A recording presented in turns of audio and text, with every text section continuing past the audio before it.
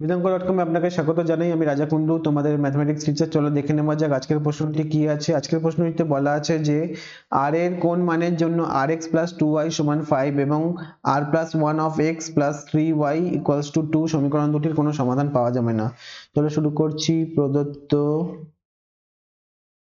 rx + 2y = 5, এটাকে আমরা বলতে পারি rx + 2y + (-5) = 0। 1 নম্বর।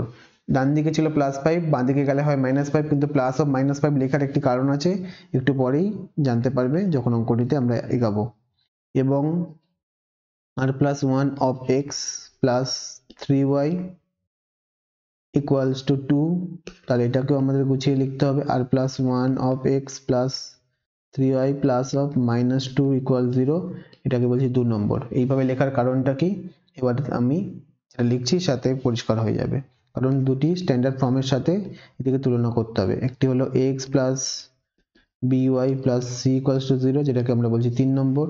আর তারপরে হচ্ছে এবং lx + my + n = 0, যেটিকে আমরা বলছি 4 নম্বর। 3 এর সাথে 1 এবং 2 এর সাথে 4 এর তুলনা করছি। তাহলে 3 এবং 4 নম্বর সমীকরণ যে দুটি নিয়েছি, x + by + c = 0 এবং lx + my + n = 0, এবং এই 3 এবং 4 নম্বর সমীকরণের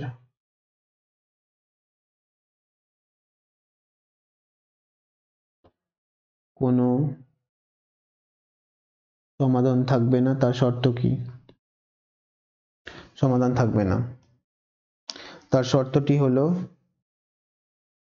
যদি a/l = b/m হয় আর not equals to c/n হয়।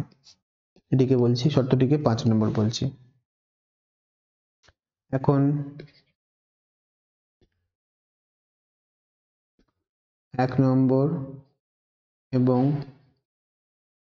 3 নং এর তুলনা করে পাই। 1 নং এবং 3 নং এর তুলনা করে পাই। 1 নং 3 এর তুলনা করে পাই যে a এর মান দাঁড়াচ্ছে r, b এর মান দাঁড়াচ্ছে 2, c এর মান দাঁড়াচ্ছে -5। আবার এখন 2 নম্বর এবং 4 নং এর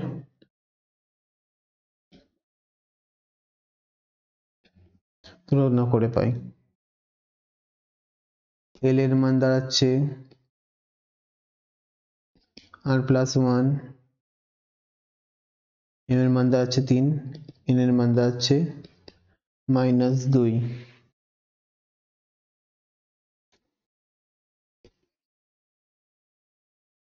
তাহলে 5 নং এ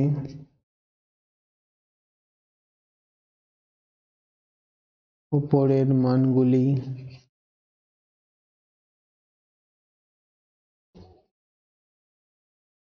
বসিয়ে পাই। 5 নং এ উপরের মানগুলো বসিয়ে পাই। a/l = b/m not equals to c/n। এই যে সম্পর্কটি, এই সম্পর্কটিতে মানগুলো বসাচ্ছি। এর মান r, l এর মান হচ্ছে r + 1, b এর মান হচ্ছে 2, m এর মান 3, not equals to c এর মান হচ্ছে -5, n এর মান হচ্ছে -2। তাহলে যেহেতু r এর মান চেয়েছে, তাহলে আমি এখানে দেখিয়ে দিচ্ছি যে শুধুমাত্র এই যে প্রথম এবং দ্বিতীয় পার্টটি, এইটুকুনি পার্ট নিলেই আমাদের কাজ হয়ে যাবে। প্রথম এবং দ্বিতীয় পার্টটি, ঠিক আছে? কারণ r এর মান কত হবে না সেটা চাইনি, কত হবে চেয়েছে। তাহলে প্রথম এবং দ্বিতীয় মানটি নিলেই হয়ে যাবে। সুতরাং আমরা বলতে পারি r / r + 1 = 2/3। তাহলে কোনাকুনি গুণ করছি। 3r = হচ্ছে 2 × r 2r আর 2 × 1 মানে হচ্ছে 2। 3r - 2r হচ্ছে 2। 2r ডান দিকে প্লাস ছিল, বাঁ দিকে গিয়ে মাইনাস হলো। তাহলে 3r - 2r হচ্ছে r। তাহলে r এর মান দাঁড়াচ্ছে 2। সুতরাং r এর নির্ণেয় মান, যেটি মানের জন্য উপরের নিম্নলিখিত দুটি সমীকরণের কোনো সমাধান থাকবে না, সেটি হলো 2। এটি হলো আমাদের নির্ণেয় উত্তর। থ্যাংক ইউ ফর ওয়াচিং বিদঙ্ক.com। অঙ্কের আরো প্রবলেম এবং সলিউশনের জন্য আমাদের ওয়েবসাইট অবশ্যই ব্রাউজ করো। Thank you.